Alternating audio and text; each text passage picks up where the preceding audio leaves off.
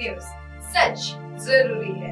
नमस्कार दर्शकों, ये MNS न्यूज नेटवर्क और आप देख रहे हैं MNS न्यूज टीवी। मैं हूँ आपके साथ श्रद्धा तिवारी। तो आइए देखते हैं आज की कुछ खास खबरें। एक डालते हैं आज की हेडलाइंस की ओर। मौजूदा विधायक संसद पहुंचे तो गड़बड़ाएगा हरियाणा का गणित। विधान परिषद की 11 सीटों के लिए चुनाव जल्द। आखिरी चरण का प्रचार समाप्त, कल मतदान। आइए देखते हैं खबरें विस्तार से। मौजूदा विधायक संसद पहुंचे तो गड़बड़ाएगा हरियाणा का गणित। हरियाणा के कितने विधायक इस बार संसद पहुंच पाएंगे? लोकसभा चुनावों के लिए मतदान के बाद लोगों के बीच यही चर्चा है। इसकी वजह यह है कि इन विधायकों के संसद पहुंचने पर हरियाणा विधानसभा का गणित गड़बड़ा जाएगा। 90 सदस्यीय विधानसभा में इस समय 87 विधायक है। भाजपा के पास 42 विधायक है, जबकि विपक्षी विधायकों की तादाद 45 है। इस बार भाजपा, इंडियन नेशनल लोकदल और कांग्रेस के 6 विधायकों ने किस्मत आजमाई है।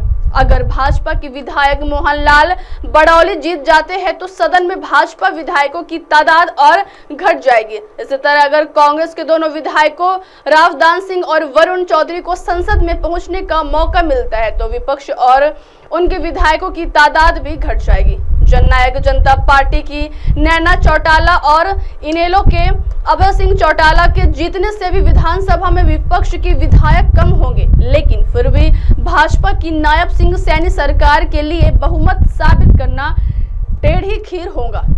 यहाँ यह भी उल्लेखनीय है कि मुख्यमंत्री सैनी ने खुद विधानसभा में पहुंचने के लिए करनाल क्षेत्र से उपचुनाव लड़ा है। चुनाव परिणाम 4 जून को आना है। आइए बढ़ते अगली खबर की ओर। विधान परिषद की 11 सीटों के लिए चुनाव जल्द। विधानसभा के सदस्यों के बीच से चुनी जाने वाली 11 विधान परिषद सीटों के लिए चुनाव की घोषणा अगले सप्ताह होने की संभावना है।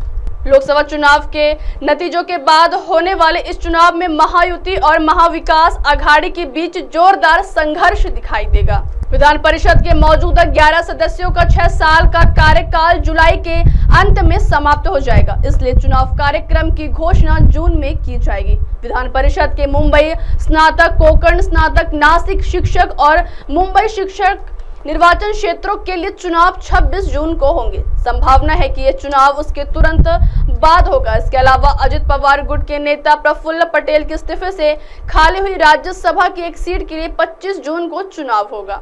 कुल 15 विधान परिषद सीटों और एक राज्यसभा सीट के लिए होने वाले चुनाव के चलते राजनीति गरमाई रहेगी। विधानसभा के सदस्यों में से 11 विधायक चुने जाएंगे तो जाहिर तौर पर महायुति का दबदबा रहेगा। 4 विधायकों के निधन और एक इस्तीफे के कारण विधानसभा में 5 सीटें खाली। साथ ही 14 विधानसभा सदस्य लोकसभा चुनाव लड़ रहे हैं। जो सांसद के रूप में जीतेंगे वे विधायक पद से इस्तीफा देंगे। आइए बढ़ते अगली खबर की ओर। आखिरी चरण का प्रचार समाप्त, कल मतदान।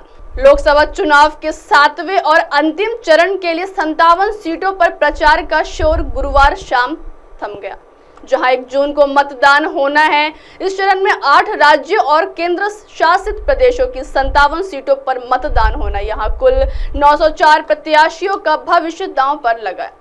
इस चरण प्रधानमंत्री नरेंद्र मोदी, अभिनेत्री कंगना रनावत, तृणमूल कांग्रेस के महासचिव अभिषेक बनर्जी, पंजाब के पूर्व मुख्यमंत्री चरणजीत सिंह चन्नी और भोजपुरी कलाकार पवन सिंह समेत कई केंद्रीय मंत्रियों की किस्मत का फैसला इसी चरण में ईवीएम में कैद होगा।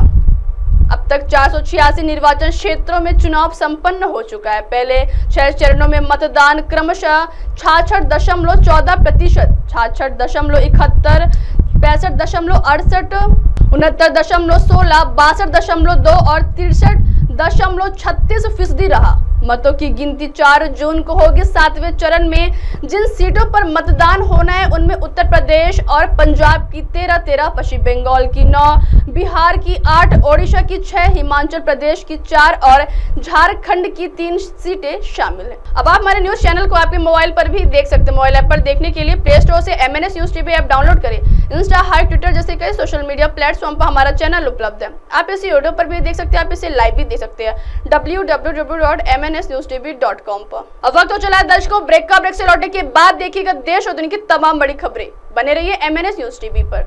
नमस्कार।